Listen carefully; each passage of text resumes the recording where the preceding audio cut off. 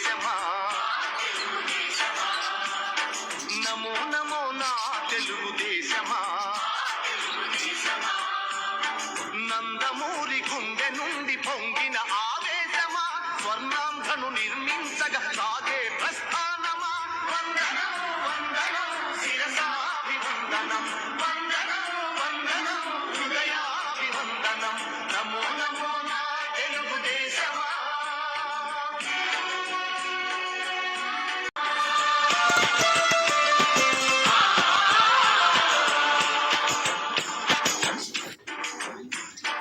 నమో నమో నా తెలుగుదేశమా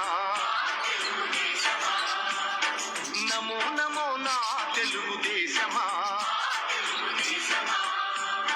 నందమూరి గుండె నుండి పొంగిన ఆవేశమా స్వర్ణాంధ్రను నిర్మించగా సాగే ప్రస్థానమా వందనం వందనం శిరసాభివందనం వందనం వందనం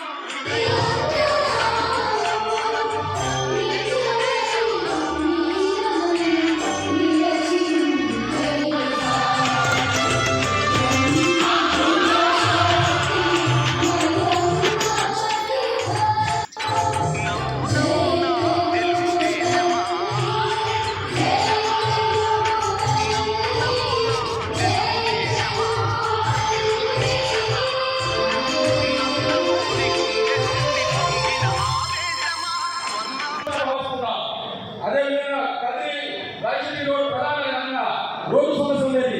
ఆ రోడ్డు సమస్యను తీర్చిన ఘనత కూడా మన అన్న మన కందిగుండ జరుగుతుంది. నియోజకవర్గ వ్యాప్తంగా వేల కోట్లతో అభివృద్ధి కార్యక్రమాలు చేపట్టాలనే దానికి కూడా ఆయన ముందుండి అందరికీ కనుక్కొని నియోజకవర్గ అభివృద్ధి కోసం తోడ్పడుతున్నారు. ప్రతిపక్షాల సైతం విమర్శలు తావు లేకుండా ఏ విధంగా మనము అభివృద్ధి చేస్తున్నామో మన నియోజకవర్గ ప్రజలు అంతా గమనిస్తున్నారు. అదేవిధంగా ఈ అవకాశం ఇచ్చిన మా ఎమ్మెల్యే గారికి ధన్యవాదాలు తెలియజేసుకుంటూ ఇప్పుడు సభా అధ్యక్షుడుగా మన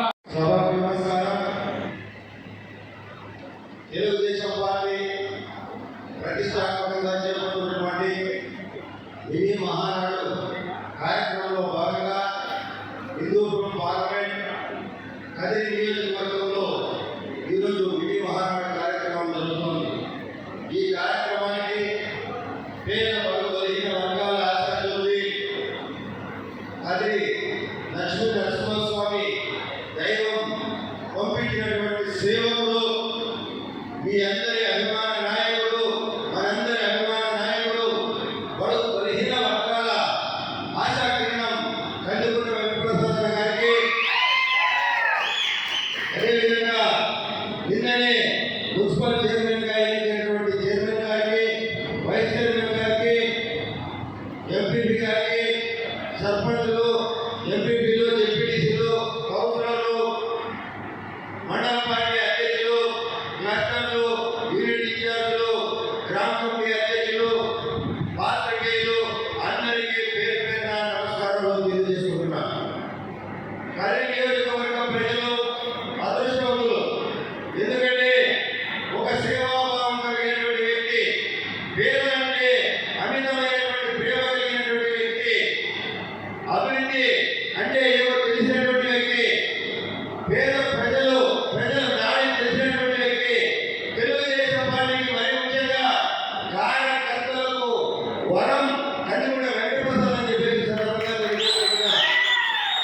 జిల్లాలోనే ఏ శాఖలు కూడా కార్యకర్తల గురించి, పార్టీ గురించి అంత ఆలోచన చేసే వ్యక్తి ఎవరు లేరు.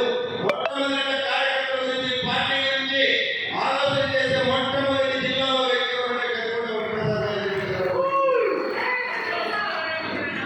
కదిరి నియోజకవర్గంలో ఈరోజు మినీ మహానాడు జరుగుతోంది. ఒక పండుగ.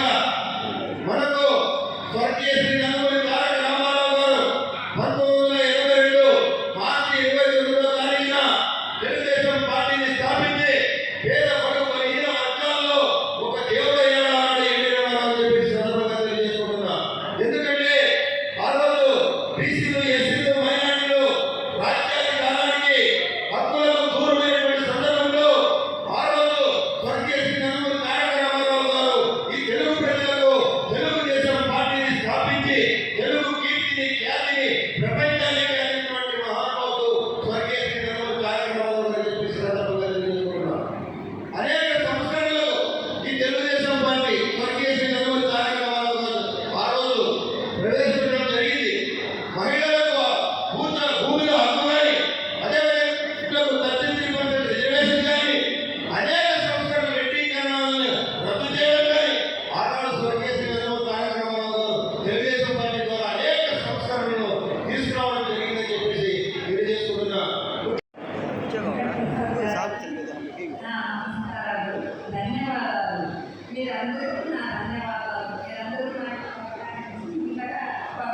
పుష్పం పెట్టినారని మీకందరికీ నా ధన్యవాదాలు, నా నమస్కారాలు. మనందరి నాయకుడు కదిరి లెజెండ్ జిల్లా కదిరిగా మా ఎమ్మెల్యే శ్రీ కందికుంట వెంకట ప్రసాద్ గారికి, అదేవిధంగా జిల్లా అధ్యక్షుడు అంజనపన్న గారికి, రాష్ట్ర అధ్యక్షుడైనటువంటి వెంకట ప్రసాద్ గారి ఆధ్వర్యంలో ఈ మహానాడు కార్యక్రమం నిర్వహించడం జరిగింది.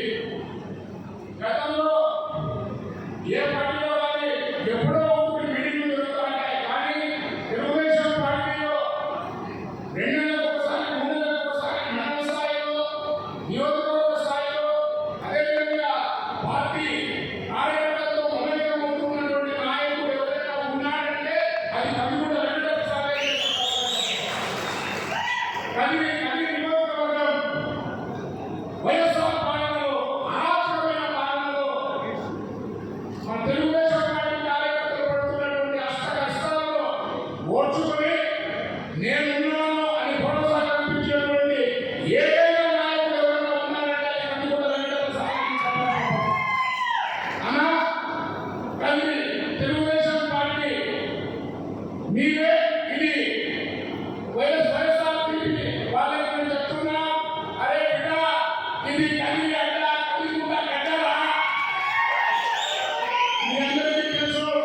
ఈరోజు ఇంకటి నాకు ప్రత్యేకంగా ఒక మాట చెప్పదలుచుకున్నా. అన్న, కదిరి నియోజకవర్గం వ్యాప్తంగా మీకు పనిచేసిన ప్రతి కార్యకర్త, ప్రతి ఒక్కరూ ఒక్కడి తక్కువ ఉందని అనుకుంటారన్న, ఆ ఒక్కటి కావాలని నేను కోరుకుంటానన్నా. ఆ ఒక్కటి అదేనా, ఏ ఒక్కటి తక్కువ ఉంది, ఆ ఒక్కటి మంత్రి వచ్చేస్తే నాకు అంతకంటే సంతోషం లేదన్నా. ఆ ఒక్కటి పూర్తి కావాలన్నా. దయచేసి మా నాయకుడు నారా చంద్రబాబు నాయుడు గారికి మేము సవినయంగా తెలుసుకుంటున్నాం. ప్రజల నాయకుడు, ప్రజల గుండెల్లో చేస్తాయి 20 ఏళ్ళు ప్రజలతో మమేకమైన ఏకైక నాయకుడు మా కందికుంటకు మంత్రి పదవి ఇవ్వాలని ఈ సందర్భంగా నేను కోరుకుంటూ, మీరు మమ్మల్ని మీకేమన్నా అనుకోండి, మీకు శిరస్సు గురించి బాగా ఇవ్వాలని తెలుసుకుంటూ ఈ అవకాశం ఇచ్చిన మీ అందరికీ ధన్యవాదాలు తెలియజేసుకుంటూ సెలవు తీసుకుంటున్నాం. జై హింద్. జరిగినటువంటి అభివృద్ధి గురించి కొన్ని మాటల్లో చెప్పుకున్నాము. మా తమ్ముడు డైమండ్ గారు చెప్పారు, ఎలక్షన్ మూమెంట్ లో కదిరి నుండి రాయచోటికి పోవాలంటే నరకం అనిపిస్తూ ఉంటుంది. అటువంటిది ఈరోజు రాయచోటి ప్రజలు కళ్ళు మూసుకొని ప్రయాణం చేస్తున్నారు. కనీసం ఒక రోగి కానీ, ఎవరో గర్భిణీ స్త్రీ కానీ కదిరికి వస్తున్నారంటే అది కందికుంట అన్న తెలుగు అని చెప్పేసి తెలియజేసుకుంటూ, ముఖ్యంగా ఇక్కడ పార్టీ సిద్ధాంతాల గురించి పెద్దలందరూ మాట్లాడతారు. కానీ కదిరిలో ఇంతకు ముందు కేవలం ఎలక్షన్ సీజన్లో మాత్రమే దిగుమతి అయ్యే ముస్లిం నేతలమని వాళ్ళు డబ్బా కొట్టుకునే వాళ్ళ గురించి నేను ఒక మాట చెప్తున్నాను. ఎవరైతే ఎలక్షన్లో వచ్చారో ఇంతకు ముందు కొన్ని సందర్భాలు చెప్పాను. వర్షాకాలంలో గొడుగు అనే వాళ్ళు వస్తారు, చలికాలంలో రగ్గులు అనే వాళ్ళు వస్తారు, దాని తర్వాత కనుమరైపోతారు.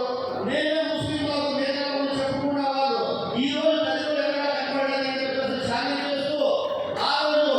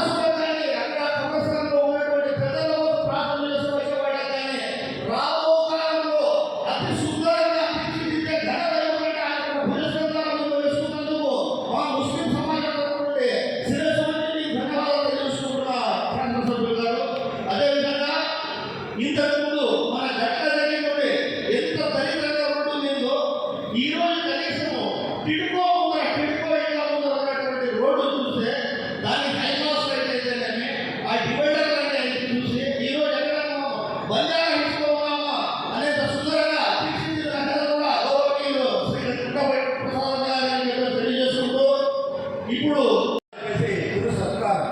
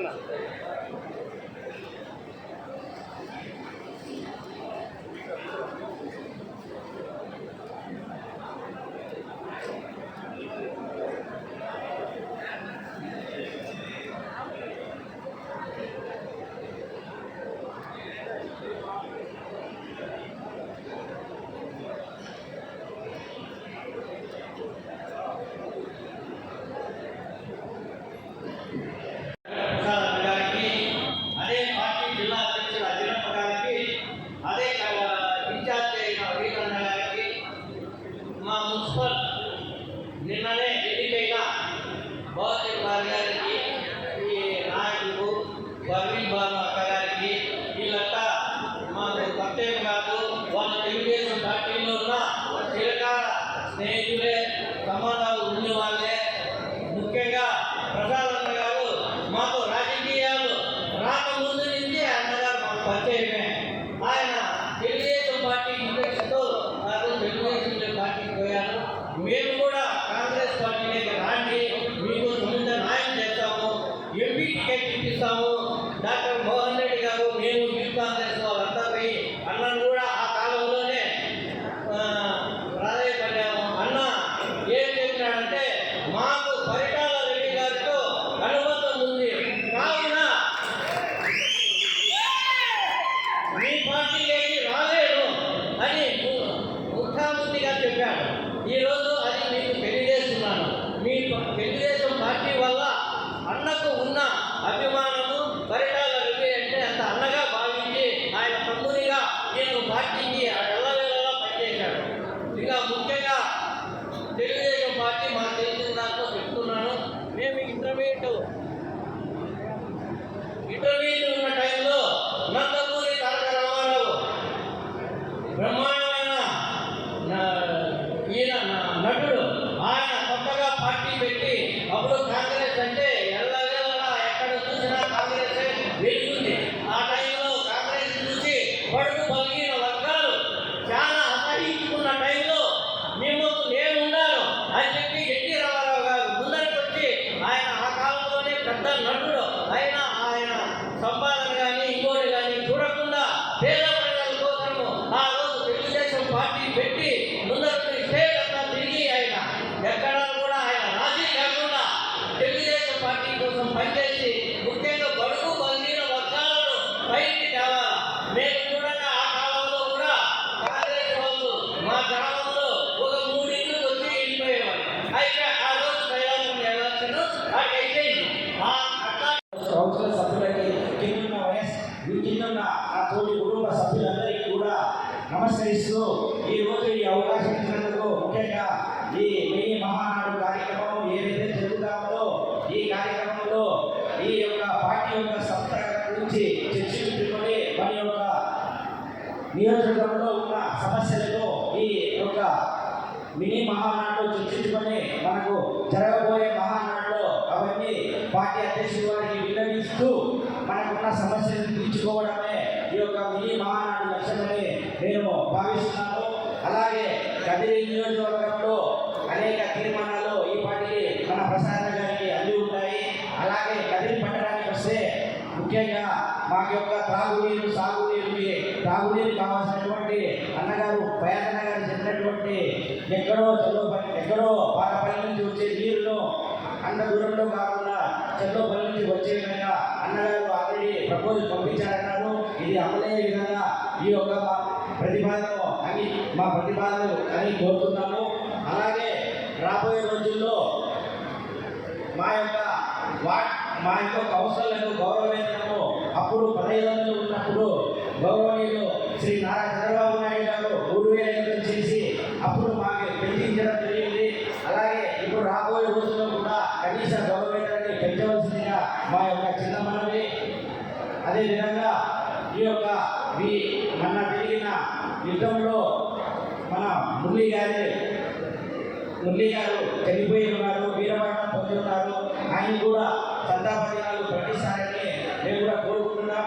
రాబోయే రోజుల్లో మేమంతా కదిరి వెంకటప్రసాద్ అన్న గారికి వెన్నెత్తి ఉండి మేమంతా పార్టీ కోసం పునర్నిర్మాణంలో పాల్గొన్నామని ఈ సభా వేదికగా కోరుకుంటూ ఈ యొక్క అవకాశం ఇచ్చిన మా పెద్దలందరికీ మరొకసారి ధన్యవాదాలు తెలుపుకుంటూ అత్యంత మహానుభావులకు అందరికీ నా యొక్క ధన్యవాదాలు. ఇక్కడికి విచ్చేసినటువంటి కార్యకర్తలకు మా సోదరులందరికీ ధన్యవాదాలు. సోదరుల ఈ యొక్క విలీనంలో మన యొక్క మహానాడు ముందు జరిగేటువంటి సాంప్రదాయబద్ధంగా ఈ పార్టీ ముందు నుంచి ఆనందంగా జరుగుతోంది.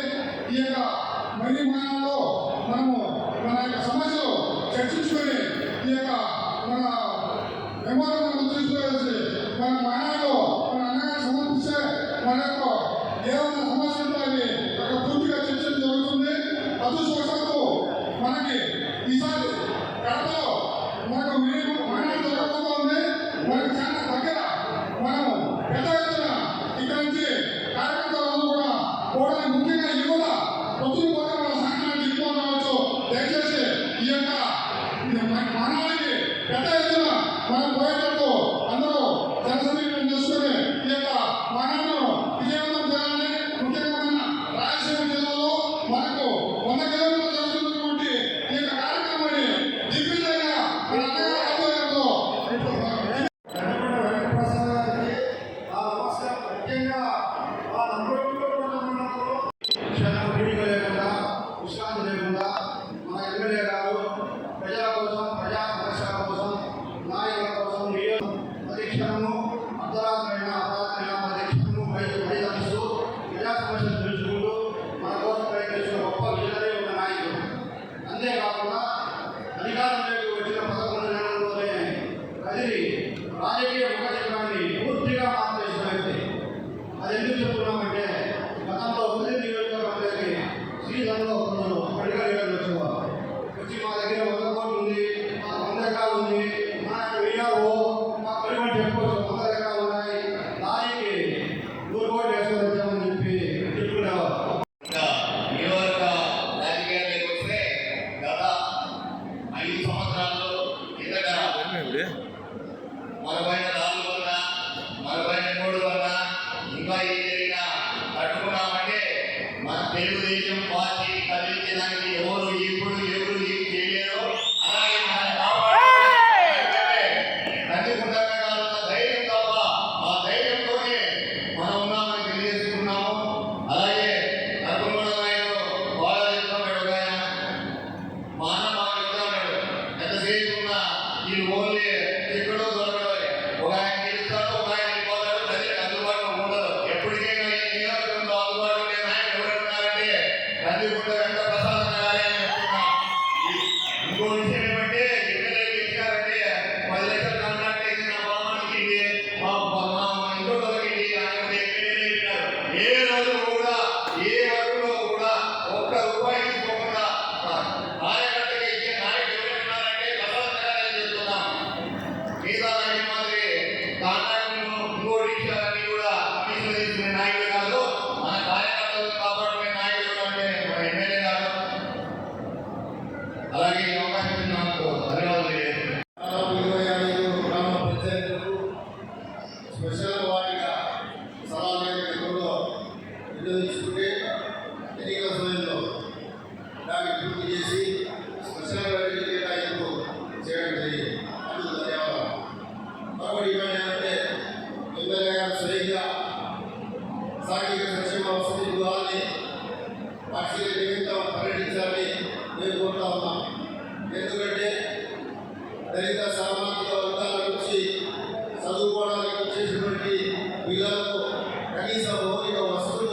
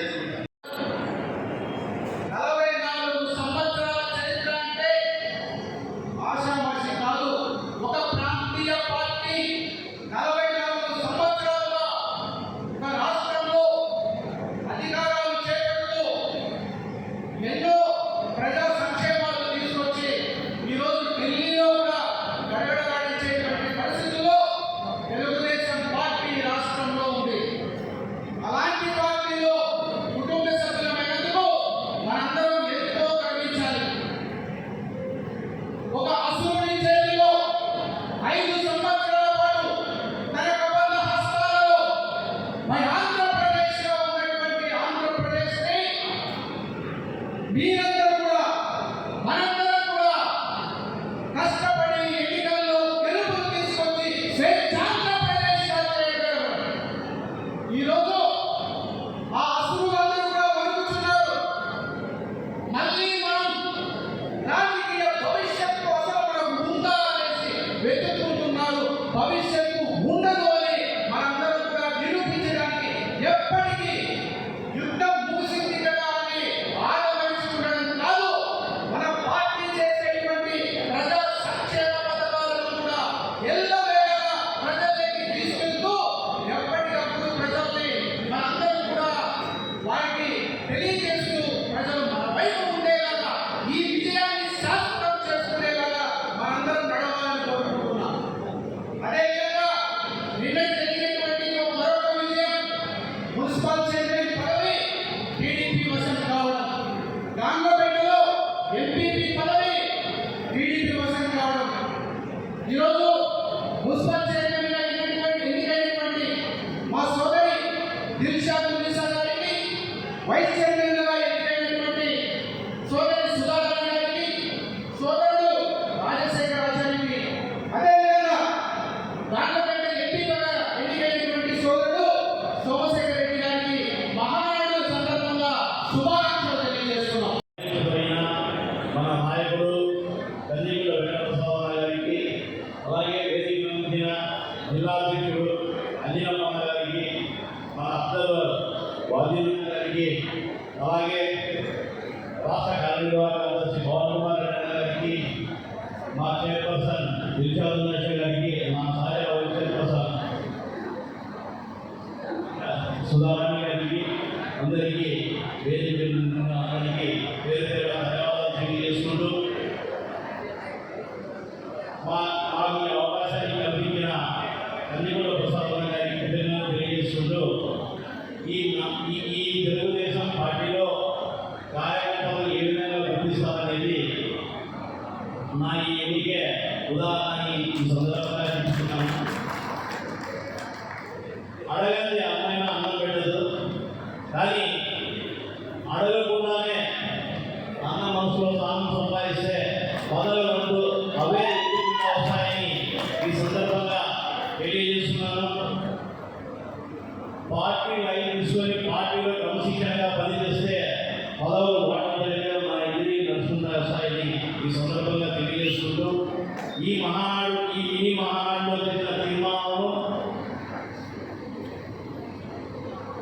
జిల్లా మహానాడులో తీర్మానం రాష్ట్ర మహానాడులో తెలియజేసి ఈ సందర్భంగా ఈ గదర్ నియోజకవర్గాన్ని అన్ని నియోజకవర్గాల కంటే అగ్రభాగాన్ని చూపుతాడని మన నాయకుడు ఆయన తప్పన రాష్ట్ర పార్టీ గుర్తిస్తుందని ఈ సందర్భంగా తెలియజేసుకుంటూ రాబోయే కాలంలో ఆయనను మరింత ఉన్నతంలో చూసి వెనుకబడిన ఈ గదర్ నియోజకవర్గాన్ని అన్ని విధాలా అభివృద్ధి చేశాడు. అందుకు సంబంధించిన అన్ని కార్యక్రమాలు ఆయన ఈ 3 నెలల్లో చేస్తాడు. 3-6 నెలల తర్వాత ఈ గది నియోజకవర్గ రూపురేఖలు మాత్రాన్ని స్పష్టంగా తెలియజేస్తుంటూ నాకు ఈ అవకాశం ఇచ్చిన మా నాయకుడు కందిగూడ వెంకటప్రసాద్ గారికి, మీ అందరికీ సర్వదా కృతజ్ఞతలు తెలియజేస్తూ కూటమి ప్రభుత్వం ఏర్పడిన తరువాత మన ఆంధ్రప్రదేశ్లో 175 నియోజకవర్గాలు ఉన్నాయి. అందులో ముఖ్యంగా మన కదిరి నియోజకవర్గం కూటమి ప్రభుత్వం ఏర్పడిన తర్వాత ఈ కదిరి నియోజకవర్గం పరిస్థితి ఇప్పుడు ఎలా ఉంది అంటే,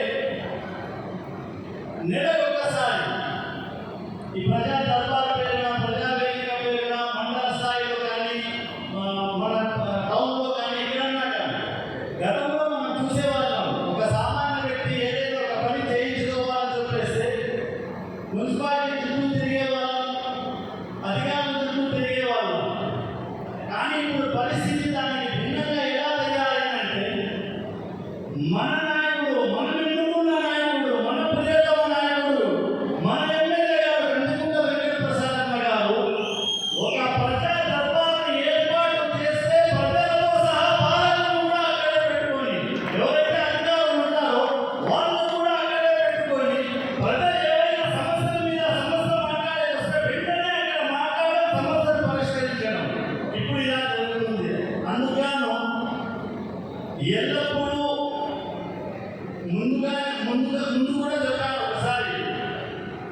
ప్రతి చోట ప్రతి ఎల్లప్పుడూ మనకు తోడుగా నీడుగా ఉండే వ్యక్తికి మనం ఎన్నుకుంటే పరిపాలన ఇలా ఉంటుందన్నమాట. మనం ముందు చూసాం కులాల మీద రాజకీయాలు మాట్లాడే వాళ్ళని చూసాం, మతాల మీద రాజకీయాలు మాట్లాడే వాళ్ళని చూసాం, హమే హమే అనే వాళ్ళని కూడా చూసాం. అందరూ కనుమరుగైపోయారు.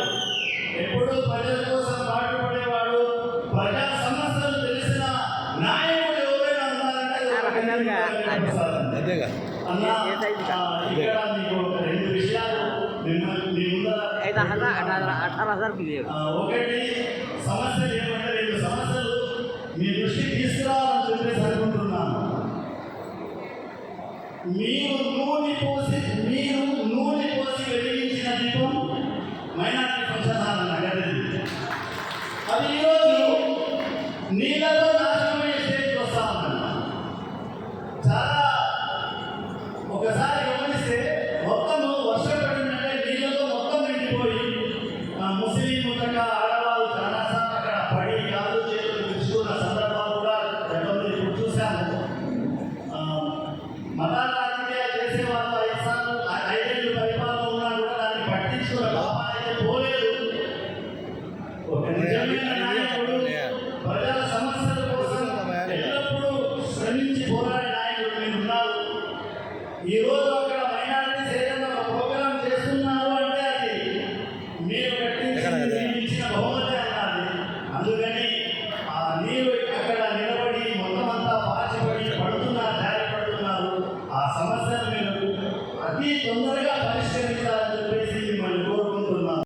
రైతు పండిస్తున్న నాయకులు మన గత ఎమ్మెల్యే మన సహోదరులు కందికొండ వెంకటప్రసాద్ గారు, అదేవిధంగా ఈ మినీ మహానాడుకి ముఖ్య అతిథిగా చేసిన మన జిల్లా అధ్యక్షులు నందనపన్న నాయుడు గారు అన్నగారు, అదేవిధంగా పరిశీలనకు వచ్చిన వహీద్ గారు, అదేవిధంగా మన రాష్ట్ర కార్యనిర్వాహక కార్యదర్శి పవన్ కుమార్ రెడ్డి గారు, అదేవిధంగా వేదిక పైన కూర్చున్న మన సహోదరులు సహోదరిమణులు, వేదిక ముందర కూర్చున్న మన తెలుగుదేశం పార్టీ కుటుంబ సభ్యులు, మా సహోదరులు సహోదరిమణులు, అదేవిధంగా పత్రికా విలేకరులు, అందరికీ పేరు పెట్టిన నమస్కారం.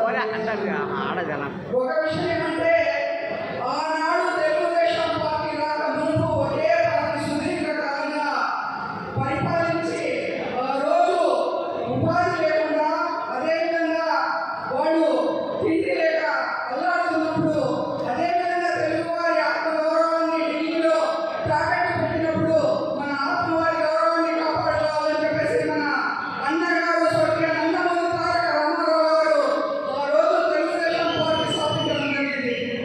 అదేవిధంగా ఆ రోజు రాజకీయ పరిజ్ఞానం ఎవరికి లేదు. మన స్వర్గీయ నందమూరి తారక రామారావు అన్నగారు వచ్చిన తర్వాతనే ప్రజల్లో రాజకీయం అంటే ఏమి అని అవగాహన కల్పించి వారికి సామాన్యంగా ఉన్న వారు కూడా, అదేవిధంగా బడుగు బలహీన వర్గాలు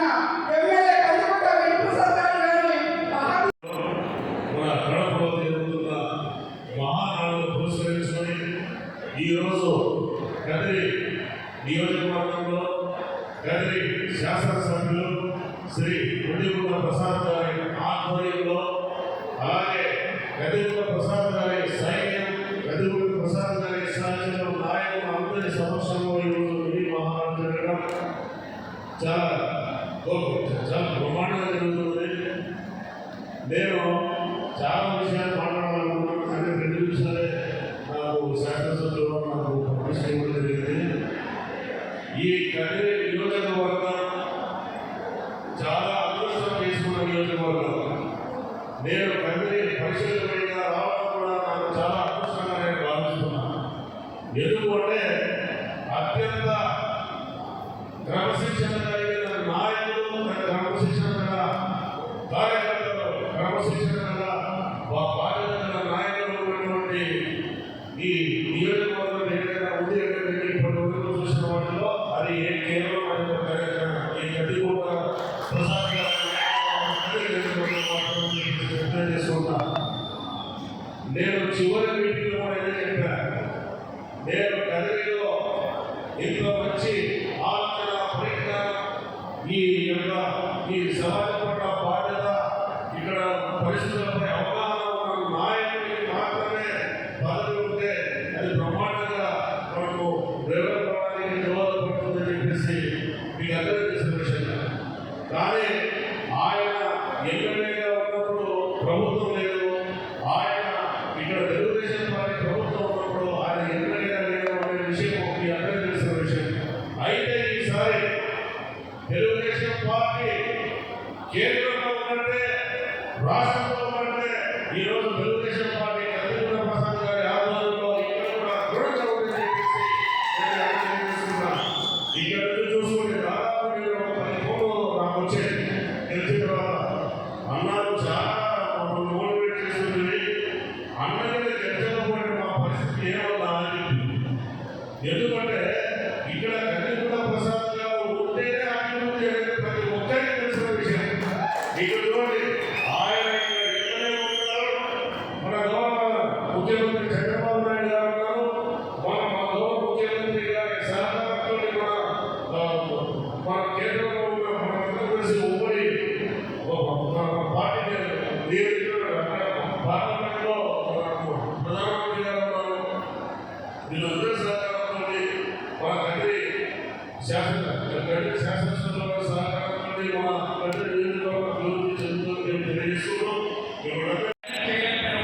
ఫోన్ చాలా ఇబ్బందిగా ఉంది కాబట్టి ఒక అండర్గ్రౌండ్ డ్రైనేజీ అనుమతి ప్రవేశపెడుతున్నాం. అలాగే నాన్న ఎదురుగా 63 సెలవు మరియు 3 వీధులు ఉన్నాయి. వాటికి వరద ఎక్కువ వచ్చినప్పుడు వరద ఎక్కువ వచ్చినప్పుడు ఇళ్ళకి నీళ్ళు వస్తున్నాయి.